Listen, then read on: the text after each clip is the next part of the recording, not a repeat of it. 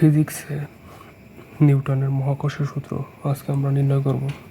তার নিউটনের মহাকর্ষের সূত্রটা হচ্ছে মহাবিশ্বের যে কোনো দুটি বস্তুকণা M1 আর M2 সরলরেখা বর ক্রিয়া করলে একটা বল প্রয়োগ করে। এই বলের মান এই বস্তুদ্বয়ের গুণফলের সমানুপাতিক এবং এই মধ্যবর্তী যে ডিস্ট্যান্স আছে তার দূরত্বের বর্গের ব্যস্তানুপাতিক।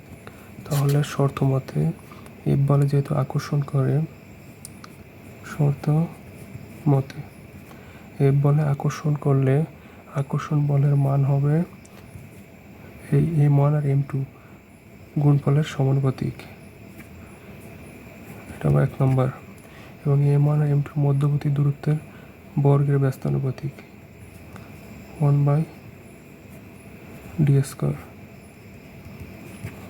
তাই 1 নং আর 2 নম্বর থেকে এই 1 নম্বর যখন ক্রিয়া করে তখন D স্থির, এবং যখন 2 নম্বর ক্রিয়া করে তখন M1 আর M2 স্থির থাকে।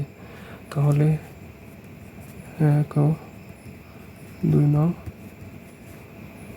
হতে F সমানুপাতিক M1 M2/d²। এখন বা F ইজিক্যাল এই M1 আর M2 এই গুণফল d² এর সমানুপাতিক। তো সমানুপাতিক উঠানোর জন্য আমরা একটা ধ্রুবক নিতে হবে। ধ্রুবকটি ধরি G, M1 M2/d²। এটা হলো মহাকর্ষ বলের সমীকরণ। এই G আর এখানে G হচ্ছে মহাকর্ষ ধ্রুবক। G হলো মহাকর্ষ কনস্ট্যান্ট, এর মান একটা নির্দিষ্ট মান আছে, ফিক্সড।